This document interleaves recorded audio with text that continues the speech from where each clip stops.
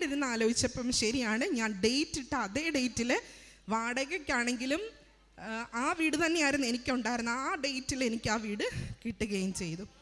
മൂന്നാമത്തെ എൻ്റെ സാക്ഷ്യം എന്ന് പറയുന്നത്, ഈ വീടിനെ പറ്റി പറയുമ്പോഴത്തേക്കിനും ഞാൻ ഓൾറെഡി സിക്ക് ലീവിലാണ് ഇരിക്കുന്നത്. UK ഉള്ളവർക്കറിയാം, മോർഗേജ് അല്ല ഹൗസിംഗ് ലോണിനൊന്നും ആരും സിക്ക് ലീവിൽ സാലറി കുറയുന്ന അവസരത്തിൽ ആരും അപ്ലൈ ചെയ്യത്തില്ല. എനിക്കന്ന് സിക്ക് പേ മാത്രമാണ് കിട്ടിക്കൊണ്ടിരുന്നത്. പക്ഷെങ്കിൽ എൻ്റെ സാലറി സ്ലിപ്പിനെക്കാട്ടിൽ എനിക്ക് ജോലിയുണ്ടോ ഇല്ലയോ എന്നുള്ള ഒരു സർട്ടിഫിക്കറ്റ് മാത്രം മതിയായിരുന്നു ബാങ്കിന്. അങ്ങനെ ആ സിക്ക് പേയിൽ ഇരുന്നു കൊണ്ടാണ് ദൈവം എനിക്ക് ആ വീട് നൽകിയത്. മൂന്നാമത്തെ എൻ്റെ നിയോഗം എൻ്റെ പേരൻസിന് വേണ്ടി, എൻ്റെ പപ്പ, മമ്മി, ഹസ്ബൻഡിൻ്റെ അച്ഛനും അമ്മ, ഞങ്ങൾ 4 പേർക്കും ഇപ്പോൾ ഉള്ള രോഗങ്ങൾ അതെന്തോ ആയിക്കോട്ടെ അതിൽ കൂടുതലൊന്നും കൊടുക്കരുത്. കാരണം ഞങ്ങൾ പുറത്താണ്, എപ്പോഴും അവരുടെ അടുക്ക ഞങ്ങൾക്ക് നിൽക്കാൻ പറ്റത്തില്ല. അപ്പോൾ ആ ഒരു വിഷമമൊക്കെ ഉള്ളത് കാരണം അവർക്കുള്ള രോഗങ്ങൾ എന്താണോ അതിൽ കൂടുതലായിട്ടൊന്നും കൊടുക്കരുത്. അപ്പോൾ എൻ്റെ സർജറി കഴിഞ്ഞ് 1-2 മാസം ആയപ്പോഴത്തേക്കിനും അച്ഛന് ഇൻറ്റേർണൽ ബ്ലീഡിങ് ആയിട്ട് പെട്ടെന്ന് ICUവിൽ അഡ്മിറ്റായി. ഹസ്ബൻഡ് എമർജൻസി ആയിട്ട് നാട്ടിലെത്തി.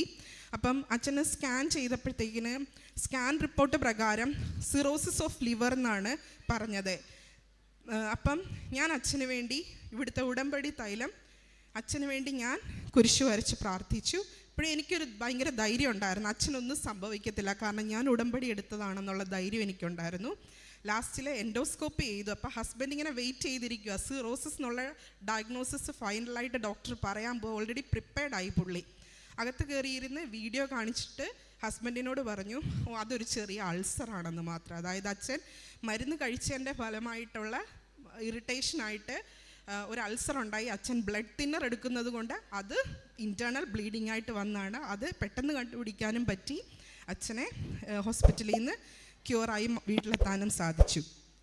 പിന്നെ എൻ്റെ 6ാമത്തെ നിയോഗമായി ഞാൻ വെച്ചിരുന്നത്, ഞാൻ അവിടെ ഫസ്റ്റ് പോയപ്പോൾ ഒരു കെയർ ഹോമിലെ നേഴ്സായിട്ടും പിന്നീട് ഞാൻ പ്രൈവറ്റിലായിരുന്നു ഞാൻ വർക്ക് ചെയ്തുകൊണ്ടിരുന്നത്. അപ്പോൾ എൻ്റെ സർജറി